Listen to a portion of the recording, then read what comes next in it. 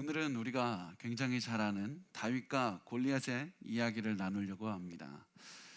성경은 사실은 이 다윗과 골리앗의 이야기를 나누고 또 나눠도 굉장히 부족함이 없는 것은 성경 굉장히 다윗을 중요한 인물로 그리고 있기 때문입니다.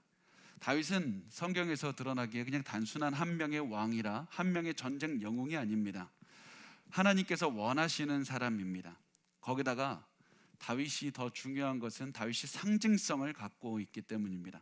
다윗은 예수님을 상징하는 인물로 그리고 있습니다. 우리가 전문적인 말로 다윗이 예수님을 예표한다 이렇게 말을 합니다.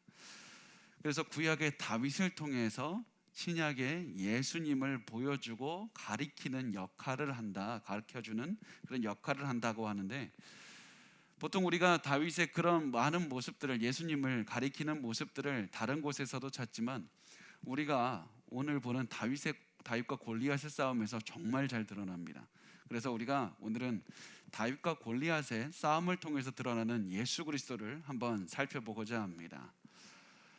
우리 다윗과 골리앗의 그 싸움은 다 아신 줄 알고 있습니다. 우리가 교회를 다니지 않아도 다윗이 그 형들에 있는 그 전쟁터에 왔는데, 그곳에서 그 골리앗이라는 거인이 하나님을 모욕하고 있으니까 그것을 도저히 참지 못해서 다윗이 골리앗에 참전했고 골리앗과 싸워서 이겼다는 이야기는 굳이 우리가 교회 안 다녀도 사람들은 다 아는 이야기입니다. 워낙 이야기가 유명합니다. 그래서 우리가 잘 알고 있다고 생각하지만 실질적으로는 굉장히 잘 모르거나 오해하는 부분이 굉장히 많은 그런 이야기이기도 합니다. 그래서 우리가 잘못 오해하고 있는, 많은 분이 오해하고 있는 그런 부분을 우리가 몇 가지만 살펴보면서 오늘 말씀을 한번 시작하고자 합니다. 자, 우리가 몇 가지 질문 한번 던져볼 텐데요. 자, 골리앗과 다윗이 싸웠을 때 다윗의 나이가 몇이라고 생각을 하십니까? 우리 사무엘상 17장 33절 힌트를 한번 드리겠습니다. 같이 읽겠습니다. 시작. 사울이 다윗에게 이르되 내가 가서 저 블레셋 사람과 싸울 수 없으리니 너는 소년이요 그는 어려서부터 용사임이니라. 자, 여기서 다윗이 소년이라고 말을 하는데, 그러면 소년이 과연 몇 살을 의미하는 것일까? 몇 살인 것 같습니까? 우리가 이 정답을 뭐라고 보통 우리는 어떻게 대답을 하냐면, 우리가 담당하는 어린이 부서에 따라서 다윗의 나이는 달라지게 됩니다. 보통 유아부 선생님은요, 이 다윗의 나이를 7살, 8살이라고 얘기를 하고, 초등부면 한 10살, 중고등부 담당하는 분은 한 15살 이렇게 얘기를 합니다. 분명 우리가 이 말을 통해서, 솔직히 저도 그런 적이 많이 있습니다. 그렇지만 우리가 이해해야 될 것은, 분명히 우리가 좋은 의도는 좋지만 실제로 다윗이 이렇게까지 어린애는 아니었습니다. 소년으로 번역한 히브리어가 나아라는 단어인데, 나아라는 이 단어가 쓰인 다른 곳을 한번 같이 살펴보겠습니다. 사무엘하 18장 5절 말씀을 우리 같이 읽겠습니다. 시작. 왕이 요압과 아비새와 이때에게 명령하여 이르되 나를 위하여 젊은 압살롬을 너그러이 대우하라 하니. 자, 여기까지만 한번 읽어볼까요?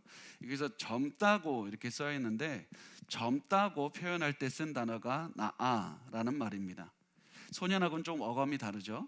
왜냐하면 이때가 압살롬이 이 다윗에 이제 반항해서 그 반란을 일으키고 이렇게 할 때 이 나아라는 단어를 쓴 겁니다. 다윗에게 소년이라고 할 때 이 단어를 지금 압살롬이 나이가 들어서 반역을 할 수 있는 나이로 지금 지칭을 하고 있습니다. 역대하 13장 7절 말씀을 보면, 제가 그냥 한번 읽어보겠습니다. 이게 뒤에 부분을 보면, 그때 르호보암이 어리고 마음이 연약하여 그들의 입을 능히 막지 못하였었느니라. 어리다는 표현이 여기서도 히브리어로 나아를 사용하고 있습니다. 그럼 이때가 도대체 몇 살일까요? 르호보암이 왕위에 즉위할 때 열왕기상 14장 19절을 보면 몇 살이라고 그러냐면 41살을 말하고 있습니다. 41살짜리를 소년이라고 부르고 있는 겁니다. 그래서 이 나아라는 단어를 단순히 그냥 애기, 어린이라고 표현하기보다는 뭐라고 이렇게 해석을 해야 되냐면, 나아는 보통 결혼을 하지 않았거나 결혼을 했더라도 자식이 없거나 자식이 혹은 없더라도 자신이 부양해야 될 그런 사람들이 없는 경우, 그러니까 자신이 부양해야 되는, 자신에게 의지해서 자기가 먹여 살려야 되는 사람이 없는 경우, 그런 경우를 보통 나아라고 이야기를 합니다. 예를 들면 아브라함 같은 경우를 보면, 아브라함은 분명히 나이가 많을 때까지 자식이 없었습니다. 그럼에도 불구하고 아브라함을 나아라고 하지 않았던 이유가 무엇이냐면, 조카 롯이 있었죠. 종 엘리에셀도 그 아브라함이 데리고 있었고, 또 자기의 집에서 길리고 훈련된 자 318명이나 있었습니다. 자기에게 의지하고 그렇게 자기가 먹여 살려야 됐던 사람이 있는 이런 아브라함은 아무리 자식이 없어도 나아라고 불리지 않았습니다.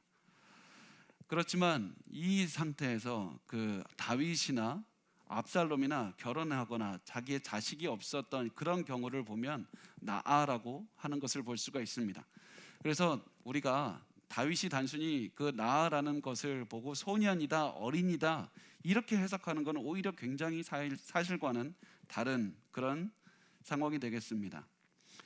잘 생각해 보면 나라와 나라끼리 싸우는데, 그리고 그게 1대1로 싸워서 거기에서 전쟁이 결정이 나는데요, 거기서 어린이를 보냈을 리가 없죠. 자, 그래서 보면 민수기 1장 3절 말씀을 우리 한번 같이 읽어볼까요? 민수기 1장 3절입니다. 같이 읽겠습니다. 이스라엘 중 20세 이상으로 싸움에 나갈 만한 모든 자를 너와 아론은 그 진영별로 계수하되. 자, 우선 보면 전쟁에는 20살 이상이 나갈 수가 있는 겁니다. 10살짜리가 나가고 싶다고 해서 나가는 게 아니고 15살짜리가 나가고 싶다고 해서 나갈 수 있는 게 아닙니다. 전쟁은 기본적으로 20살 이상이 나갈 수 있습니다. 그래서 우리가 보통 생각하는 게 다윗이 아마 20대 초반이 됐을 거다 이렇게 예상을 합니다. 20세를 넘었다는 그 증거가 또 어디서 나오냐면 사무엘상 16장 12절에 나오는데, 그 말씀을 보면 이렇게 써 있습니다. 그의 얼굴빛이 붉고 눈이 빼어나고 얼굴이 아름답더라. 얼굴이 붉고 굉장히 그 아름답다고, 이 말은 어떤 의미냐면 그 남자인데 수염이 다 자라지 않은 겁니다. 그래서 완벽하게 자라지 않은 상태인데 10대 아이들이 다 수염이 다 자란다고 생각하지만 사실은 남자들 보면 굉장히 많은 부분 20대 후반에 이르기까지 수염이 이렇게 잘 자라나는 그런 것을 볼 수가 있는데요. 그래서 다윗이 지금 20대 후반은 되지 못했고 20대 중반도 안 됐고 아마 초반이었을 거다 이렇게 생각을 하는 것이 맞습니다. 그래서 이 사울이 처음에, 우리 기억하실지 모르겠지만 사울이 그 다윗에게 갑옷을 주면서 한 번 더 입어봐라 그랬을 때, 제가 아직도 어렸을 때 봤던 그 만화가 기억이 나는데요, 만화에 보면 사울이 어른의 그 갑옷을 주니까 애기 어린이 다윗이 이렇게 돌아다니면서 뭐 안 맞아요, 너무 커요 이런 장면들이 생각이 나는데, 사실 이 장면을 보면 다윗이 사울의 갑옷이 너무 커서 못 입겠습니다, 어른 옷이라 애기는 못 입어요 이런 장면이 아닙니다. 우리 사무엘상 17장 39절에 보면 이렇게 써 있습니다. 다윗이 칼을 군복 위에 차고는 익숙하지 못하므로 시험적으로 걸어보다가 사울에게 말하되 익숙하지 못하니 이것을 입고 가지 못하겠나이다. 내가 입어본 적이 없는 옷이라는 겁니다. 뭐 사이즈가 안 맞을 수도 있죠. 사이즈가 안 맞았을 수도 있지만 다윗이 평소에 군인이 아니었기 때문에 이런 옷을 내가 입어본 적이 없습니다. 그래서 내가 편한 옷을 입고 하겠습니다. 그래서 갑옷이 아니라 자기가 평소에 입고 다니는 옷을 입고 적군으로 적진에게 나아가기 시작합니다. 마지막으로 다윗이 어린애가 아니라였다는 사실은 보면 이 골리앗을 나중에 골리앗을 이기게 되고, 사울이 골리앗을 이긴 다윗에게 자신의 딸을 결혼하게 주겠다라고 얘기했을 때 이렇게 얘기를 합니다. 사무엘상 18장 18절에 보면 내가 이스라엘 중에 내 친속이나 내 아버지의 집이 무엇이기에 내가 왕의 사위가 되리까, 이 말은 내가 어려서 어린이라 결혼 못하겠습니다 이것이 아니라 나는 아직 결혼할 가치가 없습니다. 내가 그렇게 큰 일을 한 것이 아닙니다. 그러니까 나는 아직 그런 대단한 일을 한 것이 아니니까 그렇게 말하면서 겸손의 표현으로 말을 한 것이었습니다. 그래서 다윗이 결혼할 정도의 나이였다, 이 사실을 우리가 알 수 있습니다. 자, 이제 하나씩 이 다윗에 관해서 세어가면서 조금씩 발전을 해가니까요, 우리가 지금 얘기하는 것들 하나하나를 잘 기억하셨으면 좋겠습니다. 자, 이제 물맷돌의 한번 크기를 볼까요? 많은 사람이 다윗이 어린이라고 생각을 하니까 물맷돌을 조약돌, 조그만 돌, 아니면 굉장히 작은 돌이라고 생각을 하는데, 사실은 그런 돌이 아니었습니다. 다윗이 사용했던 돌의 크기가 굉장히 지금 밝혀진 겁니다. 보통 지름이 6.5cm, 그러니까 테니스 공 정도 크기의 그렇게 공이라고, 그 돌이라고 생각을 하면 되고요. 그리고 무게는 한 2kg 정도, 0.2kg 정도, 그 정도로 보면 되겠습니다. 그래서 다윗이 돌을 5개 들고 갔을 때 더 들고 갈 수 있었지만 다윗이 안 들고 갔다 이렇게 생각하지만, 사실은 더 들고 가기가 힘들었던 겁니다. 부피도 너무 크고 무게가 너무 무거워서 더 많이 들고 갔다가는 싸우는데 지장이 있으니까 조금만 들고 갔습니다. 그래서 이 다윗이 이 물맷돌을, 이 테니스 공만한 것들을 들고 이제 골리앗 적진으로 가게 되는데, 그래서 이제 물맷돌을 이렇게 돌려서 던지게 되죠. 그런데 사람들이 뭐라고 생각하냐면, 이 다윗이 어린아이이기 때문에 할 줄 아는 게 없으니까, 싸우지를 못하니까 이렇게 새총 가지고 놀듯이 이 줄에 매달아서 던진다고 이렇게 생각을 했습니다. 물론 하나님은 어린 아이의 능력을 사용해서도 골리앗을 죽일 수가 있습니다. 당연하죠. 근데 다윗이 물매를 던진 이유는 단순히 어린이라서가 아니라, 아까 우리가 살펴봤듯이 어른이지만 굉장히 그 당시에 중요했던 것이, 물매를 굉장히 군대에서 많이 사용을 했다는 겁니다. 물매는 그 당시에 굉장히 중요한 전쟁 도구였습니다. 우리 역대상 12장 2절 말씀을 우리 한번 같이 읽어볼까요? 시작. 그들은 활을 가지며 좌우 손을 놀려 물매도 던지며 화살도 쏘는 자요, 베냐민 지파 사울의 동족인데 그 이름은 이러하니라. 이러면서 이제 베냐민 지파에 물매 부대도 있었다, 이렇게 이것을 우리가 알 수 있습니다. 그 당시 고대 국가에서는 물매 부대가 반드시 있었습니다. 마치 미사일 부대가 요즘 있는 것처럼, 박격포 부대가 있는 것처럼 그 당시에 물매 부대가 있었고, 그 물매 부대가 언제까지 존재를 하냐면 로마 시대에도 보면 물매 부대가 존재합니다. 그런데 그 뭐 돌 던져서 얼마나 힘이 있겠습니까? 그렇게 생각을 하지만 요즘 현대 사람이 물매를 가지고 연습을 해봤더니 시속 220km가 나온다고 합니다. 굉장히 그 큰 테니스 공만한 그 돌이 220km로 와서 사람한테 맞는다고 생각하면은 굉장히 그 치명적인 그런 능력을 발휘하는 겁니다. 그래서 고대에는 엄청난 무기였습니다. 그래서 이렇게 이 돌을 던졌는데, 우리 이렇게 던진다고 생각하죠?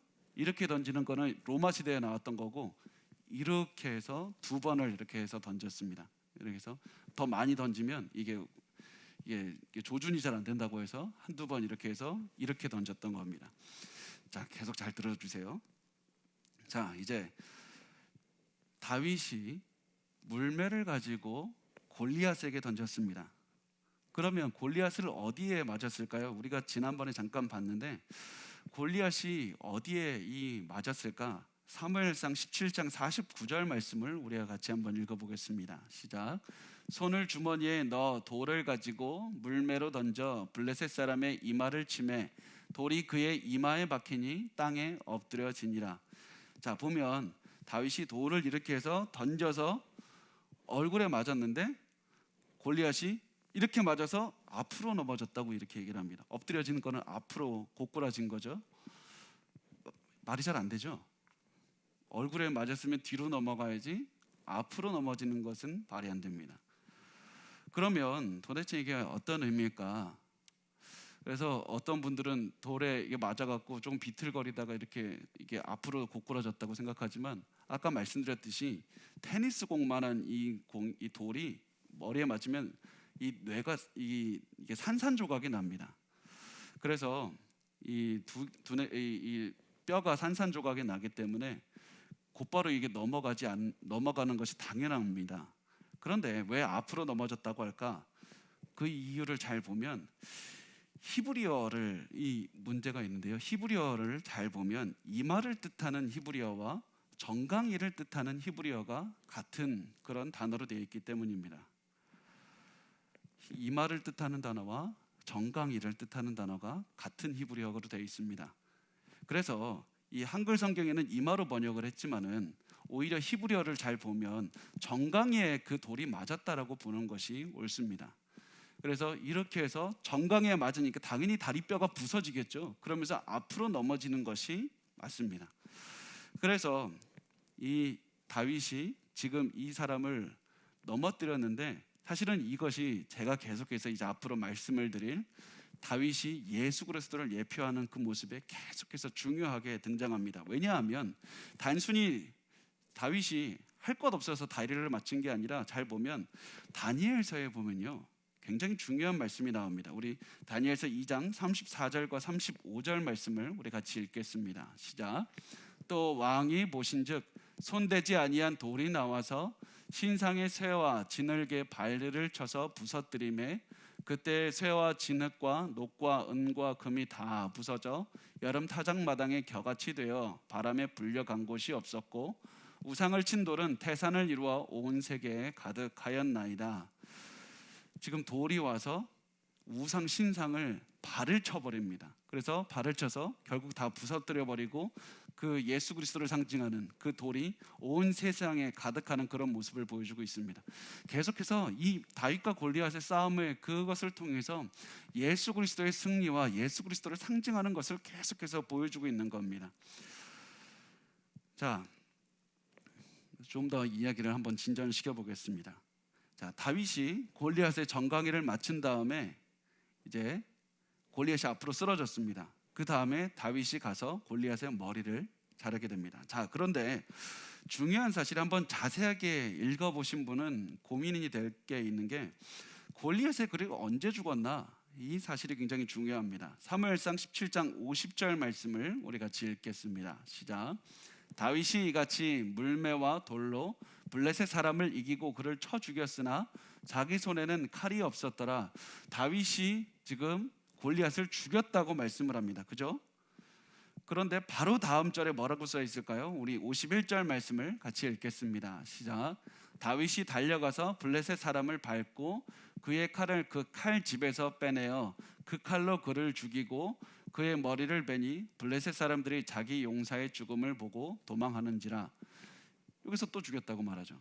그러니까 돌로 맞아서 죽은 겁니까? 아니면 칼로 머리를 베서 죽은 겁니까?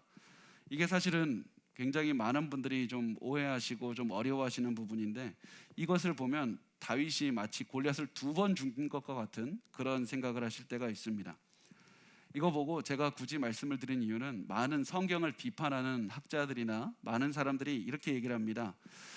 성경이 어차피 있는 그런 전통절, 전설들, 실제로 존재하지 않았던 이야기들을 그냥 모은 얘기에 불과합니다. 그래서 이 다윗이 골리앗을 죽인 거에는 2가지 이유가 있었는데 이야기가 있었는데 하나는 돌 맞아서 죽었다, 하나는 칼로 죽였다.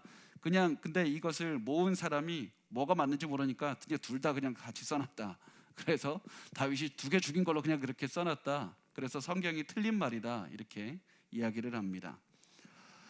그런데 이렇게 말하는 거는 고대 근동에서 글을 쓰는 방법을 전혀 모르기 때문에 하는 말인데요.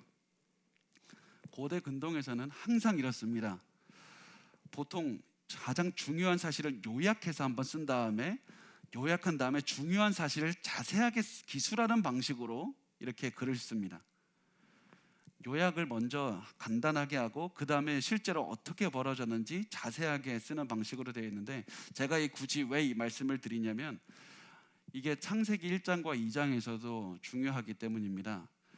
창세기 1장에서도 사람의 그 창조 얘기가 나오고 2장에서도 창조 이야기가 나오는 것을 보면서 지금도 굉장히 많은 기독교를 비판하는 사람들이 야 창조 이야기 2번 써 있지 않느냐, 둘 다 그냥 어차피 모은 전설 같은 이야기들을 그냥 이 사람이 아무 생각도 없이 그냥 둘 다 그냥 같이 써버린 거다 이렇게 이야기를 합니다. 이것이 아니라 창세기 1장에서는 간단하게 사람의 창조에 대해서 말씀하시고 그 이야기가 구체적으로 2장에서 어떻게 되는지를 이렇게 드러나게 쓴 겁니다. 그래서 우리가 마찬가지로 이것을 보면 다윗이 이 물매로 쳤을 때 다리를 맞았으니까 죽었을 리가 없고 넘어졌을 때 다윗이 그 골리앗에게 가서 머리를 자름으로써 이 골리앗을 죽인 것을 우리가 알 수가 있게 됩니다. 자, 다윗이 잘 보십시오. 다윗이 골리앗의 칼로 골리앗을 죽이는 이런 장면으로 이렇게 나오는데, 이것이 하나님께서 이 세상을 움직여 가시는 그런 원리라는 사실을 우리가 기억하셨으면 좋겠습니다. 보면 하나님께서는 악한 자의 칼로, 악한 자의 무기로 악한 자를 치시는 장면을 이제 계속해서 보여줍니다. 잠언서 26장 27절 말씀을 우리 같이 읽겠습니다. 시작. 함정을 파는 자는 그것에 빠질 것이요 돌을 굴리는 자는 도리어 그것에 치이리라. 함정을 파는 자는 하나님께서 그 함정으로 그 사람을 치시고, 오히려 돌로 다른 사람을 시험에 들게 하려는 사람은 하나님께서 그 돌로 그 사람을 어렵게 하신다는 사실입니다. 하나님은 악한 자가 스스로 그 자신의 무기로 괴멸하게 하십니다. 그래서 구약에 보면 이스라엘을 치려고 왔던 그 사람들을 하나님께서 혼란시키게 하셔서 서로 죽이게 하는 그런 모습들을 보게 되는데, 왜 그러냐면 이스라엘을 죽이려고 했던 그 무기로 서로를 죽이게 하는, 자기 스스로의 무기로 자기가 스스로 괴멸하게 만드시는 그런 일을 하시기 때문입니다. 자, 그 다음에 중요한 것이 이제 다윗이 골리앗을 죽였는데, 이제부터 한번 이야기를 진전을 더 해보겠습니다. 자, 골리앗을 죽이고 나서 골리앗의 머리를 뱉는데요, 굉장히 좀 잔인하죠. 그 골리앗의 머리를 어디에 두었을까요?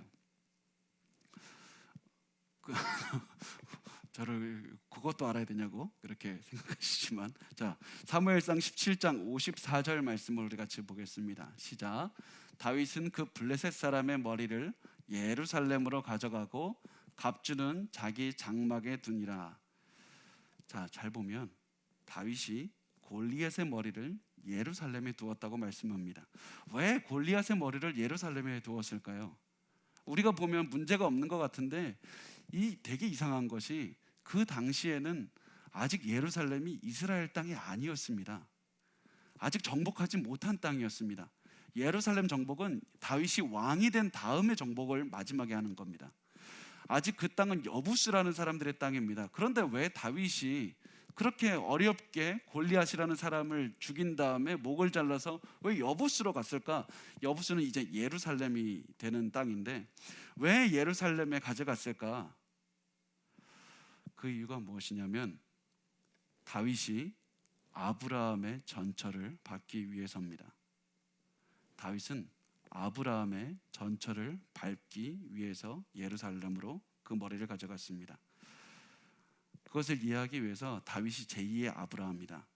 이것을 이해하기 위해서 우리가 한번 아브라함이 멜기세덱을 만나는 장면을 한번 보겠습니다. 창세기 14장 18절 말씀입니다. 같이 읽겠습니다. 살렘 왕 멜기세덱이 떡과 포도주를 가지고 나왔으니 이는 지극히 높으신 하나님의 제사장이었더라. 살렘 왕 멜기세덱이라고 하죠. 살렘이 무엇이냐면 요즘 현대 그 신학자들의이자 그리고 중론이고 초대교회에서도 보통 주장을 했던 것이 무엇이냐면 살렘은 예루살렘의 줄임말이다. 예루살렘의 왕이 멜기세덱이었습니다. 그리고 성경의 시편에서도 살렘을 예루살렘과 동일한 장소로 묘사를 하는데요, 시편 76편 2절 말씀을 보면 이렇게 써 있습니다. 그의 장막은 살렘에 있으며 그의 처소는 시온에 있도다. 살렘과 시온을 동일한 장소로 얘기를 합니다. 예루살렘이 살렘인 겁니다. 아브라함은 자신이 승리해서 전쟁에서 이긴 모든 전리품을 그 살렘 왕에게 멜기세덱에게 갖다 주었던 겁니다. 그리고 다윗도 전쟁에서 승리하신 그 하나님을 찬양하면서 골리앗의 머리를 예루살렘으로 그대로 가져갑니다. 그렇게 함으로써 이 전쟁의 승리는 내게 있는 것이 아니라 하나님에 있습니다. 내가 단순히 그냥 있는 것이 아니라 아브라함의 전차를 따라갑니다. 이러므로써 성경은 다윗이 제2의 아브라함이라는 사실을 보여주고 있습니다. 그래서 마태복음 1장 1절은 이렇게 말씀을 하는 겁니다. 아브라함과 다윗의 자손 예수 그리스도의 계보라. 다윗이 단순히 그냥 일반적인 사람이 아니라 아브라함의 계보를 이어서 있는 사람이다. 이것을 말씀을 합니다. 하나님께서 아브라함에게 주신 언약을 이루시고 다윗을 통해서 이루시고 다윗에게 하신 언약을 예수 그리스도를 통해서 이루신다.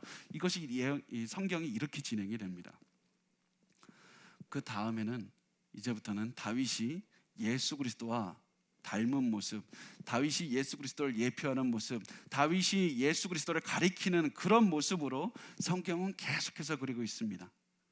우리 다윗이 예수를 가리키는 몇 가지 모습만 한번 살펴보겠습니다. 굉장히 많지만 몇 가지만 보면, 자, 사무엘이라는 그런 선지자가 다윗에게 왕으로서 세례를 줍니다.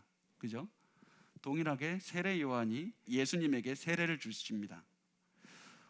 악한 왕 사울이 다윗을 죽이려고 했습니다. 예수님은 악한 왕 헤롯이 아기 예수님을 죽이려고 했습니다. 다윗이 베들레헴에서 태어납니다. 예수님도 베들레헴에서 태어납니다. 어디서 태어났는지가 뭐가 중요합니까? 탄생 장소가 중요한 이유는 이 미가서의 예언 때문인데 5장 2절 말씀 같이 읽겠습니다. 시작. 베들레헴 에브라다야, 너는 유다 족속 중에 작을지라도 이스라엘을 다스릴 자가 내게로 나올 것이라. 그의 군보는 상고의 영원에 있느니라. 유다를 영원히 다스릴 그런 이스라엘 다스릴 자가 나온다고, 베들레헴에서 나온다고 하는데, 중요한 점은 다윗의 자손 중에서 베들레헴에서 태어난 왕이 없습니다. 다 예루살렘에서 태어났습니다. 언제까지 그 왕들이 예루살렘에서 태어나냐면 예수님이 오시기 전까지. 예수님이 드디어 베들레헴에서 태어난 왕이 되시는 겁니다. 그래서 다윗과 예수님의 계속해서 비슷한 점이 계속 성경은 드러나고 있습니다. 그리고 하나님께서는 다윗 자손에게 영원한 왕위를 주신다고 약속하셨는데, 다윗의 모든 자손의 왕위는 영원하지 않았습니다. 한계가 있었습니다. 죄를 지었습니다.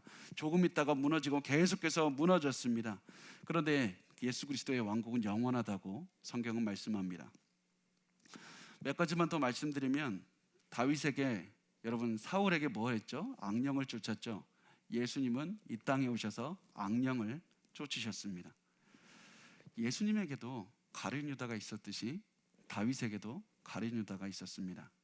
그 사람이 아히도벨이라는 사람인데, 다윗이 이 사람에게 배신을 당한 다음에 이렇게 말합니다. 시편 41편 9절 말씀입니다. 같이 읽겠습니다. 내가 신뢰하여 내 떡을 나누어 먹던 나의 친구, 가까운 친구도 나를 대적하여 그의 발꿈치를 들었나이다.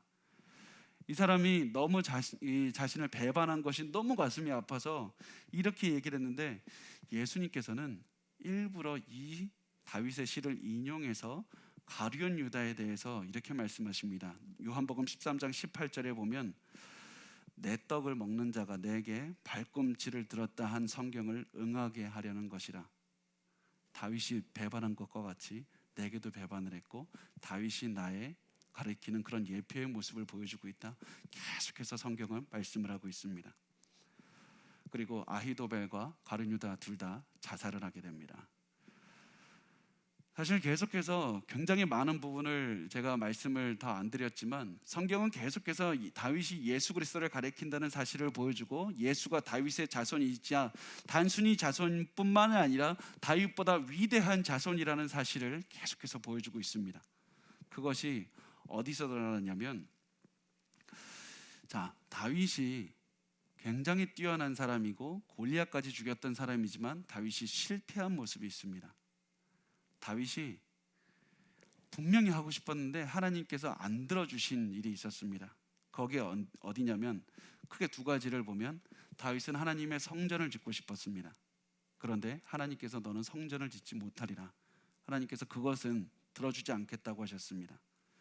두 번째, 굉장히 다윗의 특이한 기도가 있는데, 다윗은 사람들을 위해서 내가 대신 죽겠다고 기도를 했습니다. 그런데 하나님 듣지 않으셨습니다. 자, 그때가 언제냐면 다윗이 하나님의 뜻에 거슬러서 인구조사를 했을 때였습니다.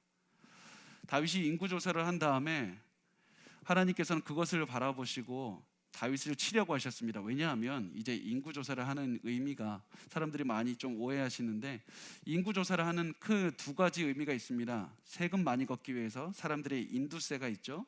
그 수에 따라서 세금을 거두려는 것, 아니면 전쟁에 나가기 전에 자기들의 병사의 수가 어느 정도 되는지를 확인하기 위해서 인구 조사를 하게 되는데, 성경의 전쟁은 항상 동일합니다. 하나님께서 선지자를 통해서 전쟁을 하라고 해야지만 하는 겁니다. 전쟁은 왕이 선포할 수도 없는 겁니다. 제사장이 선포할 수도 없습니다. 선지자를 통해서 하나님께서 전쟁을 시작하라고 하셔야만 할 수 있습니다. 그런데 다윗은 하나님께서 전쟁을 하라고 말한 적이 없는데 전쟁을 하고 싶었습니다. 제국을 만들고 싶었습니다. 자기의 이름을 넓히고 싶었습니다. 그래서 야, 한번 사람들의 수를 재보자. 우리 전쟁하자. 하나님께서는 이 모습을 보시고 다윗에게 굉장히 격분하시고, 그래서 이 다윗의 죄를 통해서 이스라엘을 치고자 하셨습니다. 그래서 하나님께서 이스라엘 백성들을 치는 것을 보시고서는 다윗이 이렇게 기도합니다. 사무엘하 24장 17절 말씀을 우리 같이 읽겠습니다. 시작. 다윗이 백성을 치는 천사를 보고 곧 여호와께 아뢰어 이르되 나는 범죄하였고 악을 행하였거니와 이 양무리는 무엇을 행하였나이까? 청하건대 주의 손으로 나와 내 아버지의 집을 치소서 하니라. 하나님, 내가 이 백성들을 치시는 대신 나와 내 집을 치소서. 내가 이 백성들의 대신 죽고 싶습니다. 내가 대신 이들의 잘못의 대가를 치르고 싶습니다. 이렇게 기도했을 때 하나님께서는 듣지 않으십니다. 왜냐하면 다윗이 정말 위대한 기도를 한 겁니다. 칭찬받을 기도한 겁니다. 하나님의 그 엄청난 처벌을 알면서도 내가 대신 처벌받겠다고 하는 건 엄청난 위대한 기도였지만, 그럼에도 불구하고 하나님께서 다윗의 기도에 응답하지 않으셨던 이유는 다윗이 이 기도를 들을 수가 없었기 때문입니다. 다윗이 이 기도에 대신 죽을 수 있을 만한 자격이 없었기 때문입니다. 다윗이 바로 죄를 지은 사람이고, 다윗도 다른 사람과 동일하게 죄를 지은 사람이기 때문에 다른 이스라엘 백성을 대신해서 죽을 수가 없었습니다. 그리고 이것이 바로 다윗의 한계였습니다. 그래서 성경은 계속해서 다윗의 한계를 보여주면서 예수께서 이 다윗보다 위대하시다. 우리는 다윗보다 위대하신 예수를 바라봐야 된다. 예수 그리스도의 그 모든 능력은 다윗을 뛰어넘으신다. 이것을 계속해서 말씀하십니다. 그리고 우리가 많은 부분에 이것을 보셨겠지만, 오늘은 우리가 보통 보지 않는 이 부분에서 한번 다윗보다 뛰어나신 예수 그리스도를 성경에 어떻게 설명을 하는지 우리가 같이 한번 보겠습니다. 그것이 어디서 드러나냐면 예수께서 십자가에서 죽으신 장소에서 드러납니다. 자, 마태복음 27장 33절 말씀을 우리 같이 읽겠습니다. 시작. 골고다 즉 해골의 곳이라는 곳에 이르러. 자, 골고다 해골의 곳이다. 골고다 해골의 곳에 예수님이 이제 십자가에 못 박히시는데, 골고다는 아람어입니다. 갈보리는, 우리가 보통 갈보리 언덕에 이렇게 얘기를 하죠. 갈보리는 라틴어입니다. 그래서 이제 골고다가 이제 보면 해골의 곳이다 이렇게 말씀을 하는데, 그러니까 골고다의 별명이 해골의 장소다 이런 뜻입니다. 그런데 아무리 골고다라는 그 단어를 분석해봐도 해골하고는 관련이 없습니다. 도대체 이게 골고다하고 해골이 무슨 관계가 있느냐, 학자들이 아무리 고민을 해봐도 답이 나오지가 않습니다. 그래서 많은 사람이 이제 추측을 하게 되는데, 골고다에 왜 해골의 장소라는 별명이 붙게 되었는가? 첫 번째는 이런 얘기를 합니다. 사진 한번 보여주시겠어요? 이 골고다가 해골과 비슷하다 이렇게 해서, 이 동그라미 쳐진 데 해골과 비슷하다고 해서 이렇게 보통 이제 많은 사람이 말하는데, 이거는 내려주세요. 많은 사람이 이걸 좀 동의하지 않습니다. 너무 이거 좀 끼워 맞춘 게 아니냐, 그렇게 해서 이거는 아닌 것 같다, 그런 얘기를 하고, 두 번째, 어떤 사람은 이 3세기 그 오리겐이라는 사람이 있죠. 그 사람은 아담의 해골을 묻은 곳이 바로 이 골고다이기 때문에 해골의 장소다 이런 표현을 썼습니다. 그런데 여기는 또 어떠한 근거도 없습니다. 그러면 도대체 이 해골의 장소와 골고다와 무슨 상관이 있는가? 제가 보기에 가장 알맞은 설명은 바로 다윗과 골리앗의 이야기에 있습니다. 잘 보면 다윗이 골리앗을 죽이고 그 머리를 잘라 복원한 장소가 예루살렘이었습니다. 자, 아까 읽었지만 사무엘상 17장 54절을 보면 이렇게 써 있습니다. 다윗은 그 블레셋 사람의 머리를 예루살렘으로 가져가고 갑주는 자기 장막에 두니라. 예루살렘으로 가져갔다.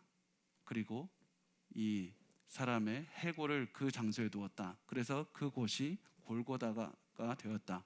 골리앗, 가드 사람 골리앗, 가드 사람 골리앗 합쳐져서 골고다가 되었다라는 그런 이야기가 가장 합리적으로 보입니다. 그러면 이 골고다라는 지역에서 예수의 십자가가 세워진 것이 뭐 그렇게 대단합니까? 그냥 다윗이 사람 하나 죽여서 그냥 거기에 해골 갖다 놓고 거기에 예수가 십자가 박혔다는 게 뭐가 그렇게 대단합니까? 사실 성경은 골리앗을 우리가 생각하는 것보다 훨씬 더 상징적으로 중요한 인물로 그립니다. 자, 사무엘상 17장 5절을 우리 같이 한번 읽어볼까요? 시작. 머리에는 노투구를 썼고 몸에는 비늘 갑옷을 입었으니 그 갑옷의 무게가 놋 5천 세겔이며, 그래서 놋이라는 그 히브리 단어가 있는데요. 호셰스라는 단어가 이 놋이라는 단어고, 이 단어가 굉장히 비슷한 그런 그 소리를 내는 그런 히브리 단어가 바로 뱀을 뜻하는 나하시라는 단어입니다. 굉장히 비슷한 단어가 연관되어 있는 단어입니다. 놋을 투구로 썼다는 것은 뱀과 굉장히 연관이 되어 있다는 것을 일부러 보여줍니다. 그래서 민수기서 21장 말씀을 보면 이렇게 써 있습니다. 우리 같이 한번 읽어볼까요? 모세가 놋뱀을 만들어 장대 위에 다니 뱀에게 물린 자가 놋뱀을 쳐다본 즉 모두 살더라. 자, 장대에 매단 놋으로 만든 뱀을 본 자마다 살아날 것이다. 사탄을 상징하는 뱀을 장대에 달아서 처벌하시는 그 모습을 보여주십니다. 그리고 지금 골리앗의 머리에는 놋으로 만든 투구가 쓰여져 있는 겁니다. 그리고 골리앗이 하나님을 모욕하는 사탄을 상징하고 있습니다. 게다가 지금 골리앗이 입은 비늘 갑옷을 입었다고 말하는데, 이때 비늘을 나타내는 히브리 단어가 물고기의 비늘을 나타내기도 하고 뱀의 비늘을 나타내기도 합니다. 지금 골리앗은 단순히 한 명의 장군이 아니라 하나님을 모욕하는 그런 사탄의 모습을 상징하는 모습으로 드러나고 있습니다. 그런데 정말 재미있는 장면이 어디서 나오냐면, 사울이 다윗에게 골리앗과 똑같은 옷을 입히려고 했다는 겁니다. 사무엘상 17장 38절을 한번 같이 볼까요? 시작. 이에 사울이 자기 군복을 다윗에게 입히고 노투구를 그의 머리에 씌우고 또 그에게 갑옷을 입히매, 사울은 이 골리앗이 입었던 똑같은 옷을 다윗에게 입혀봤습니다. 그런데 다윗은 이 옷이 안 맞는 겁니다. 이 옷이 불편한 겁니다. 이상한 겁니다. 그래서 이 옷을 벗어버리고 골리앗과 똑같은 옷을 입기를 거부하고 자신이 입는 그런 옷으로 나아가서 이제 전쟁을 치르게 되는 겁니다. 그리고 다윗은 골리앗에게 이렇게 말했습니다. 사무엘상 17장 46절에 보면 오늘 여호와께 너를 내 손에 넘기시리니 내가 너를 쳐서 내 목을 베고 블레셋 군대 시체를 오늘 공중에 세워 땅을 들짐승에게 주어 온 땅으로 이스라엘에 하나님이 계신 줄 알겠고, 이 전쟁은 내가 하는 것이 아니라 하나님이 하신다. 하나님이 이길 것이다. 이 전쟁은 나에게 속한 것이 아니다. 그러면서 이 전쟁이 마치 내가 주인공이 아니라 하나님이 이끄시는 전쟁인 것으로 계속해서 얘기를 합니다. 모든 사탄은 하나님께서 이기신다. 모든 전쟁은 하나님께서 승리하게 하신다. 그 다음에 이긴다. 그 골리앗에게 나가서 골리앗을 처벌했던 겁니다. 그리고 다윗은 골리앗을 죽인 다음에 골리앗의 머리를 들고 골고다를 향해 갑니다. 그리고 거기에다 두었을 때 시간이 흘러서 다윗의 후손이자 다윗보다 더 위대하신 예수 그리스도께서 골고다에 있는 십자가에 달려서 높이 들린 겁니다. 요한복음 3장 13절 말씀을 우리 같이 한번 읽어보겠습니다. 시작. 모세가 광야에서 뱀을 든 것 같이 인자도 들려야 하리니, 예수님께서 이 골고다에서 골리앗의 머리가 있는 그곳에서 하나님의 그 예수 그리스도 십자가가 높이 세우면서 예수 그리스도께서 그 모든 악마를 대항하시고 이기셨던 겁니다. 많은 사람은 예수가 십자가에서 죽으심으로 실패했다고 생각했습니다. 그런데 제가 한 말 기억나십니까? 하나님께서는 적군의 무기를 사용해서 적군을 치십니다. 적군의 무기를 사용해서 적군을 치십니다. 하나님께서는 사단의 무기인 그 죽음을 통해서 사단을 치셨습니다. 예수 그리스도께서는 그 죽음을 통과해서 죽음을 이기심으로써 사단을 이기셨습니다. 세상을 이기셨습니다. 이름으로써 예수께서는 성경에서 예언하셨던 그 말씀을 이루신 겁니다. 창세기 3장 15절, 성경에서 가장 중요하다고도 할 수 있는 이 말씀을 우리 같이 한번 읽겠습니다. 시작. 내가 너로 여자와 원수가 되게 하고 내 후손도 여자의 후손과 원수가 되게 하리니 여자의 후손은 내 머리를 상하게 할 것이요 너는 그의 발꿈치를 상하게 할 것이니라 하시고, 이름으로써 예수께서 모든 성경을 완벽하게 이루셨다. 완벽한 승리를 이루셨다. 예수 그리스도를 통해서 모든 승리가 이루어졌다. 그래서 예수 그리스도를 보는 자마다 구원을 얻는다. 예수 그리스도를 보는 자마다 승리를 얻는다. 이것을 말씀하시는 겁니다. 여러분, 많은 분이 정말 이렇게 고민하십니다. 내가 예수를 믿었습니다. 그 다음에 무엇을 해야 됩니까? 내가 예수를 믿었습니다. 복음을 믿었습니다. 그 다음에 더 많은 복을 받기 위해서 무엇을 해야 됩니까? 하나님께서 우리에게 주신 것은 처음에 우리가 예수 그리스도를 믿게 하셨던 그 보혈, 복음, 그것을 더욱더 굳게 붙잡으라. 너가 살아가는 동안에 예수 그리스도의 복음을 더욱더 굳게 붙잡으라. 이 성경에서 처음부터 끝까지 말씀하고 있는 예수 그리스도의 십자가와 그리스도의 그 보혈의 능력을 굳게 붙잡으라. 더 굳게 붙잡고 어제보다 오늘, 오늘보다 내일 더 굳게 붙잡으라. 그렇게 하면 너가 예수 그리스도의 그 승리의 은혜를 체험하게 될 것이고, 예수 그리스도께 십자가가 주는 희망을 체험하게 될 것이고, 하나님께서 주시는 그 놀라운 능력을 체험하게 될 것이라. 매일매일 그리스도의 십자가를 붙잡으라, 이렇게 말씀을 합니다. 여러분, 성경은, 제가 가진 성경은 이렇게 두껍지만 결국에서는 예수 그리스도 그 두 마디, 그 두 단어로 요약이 됩니다. 여러분, 우리가 그래서 성경을 볼 때마다 예수 그리스도의 십자가를 생각하시고 예수 그리스도의 그 은혜를 생각하시고 예수 그리스도의 승리를 생각하셨으면 좋겠습니다.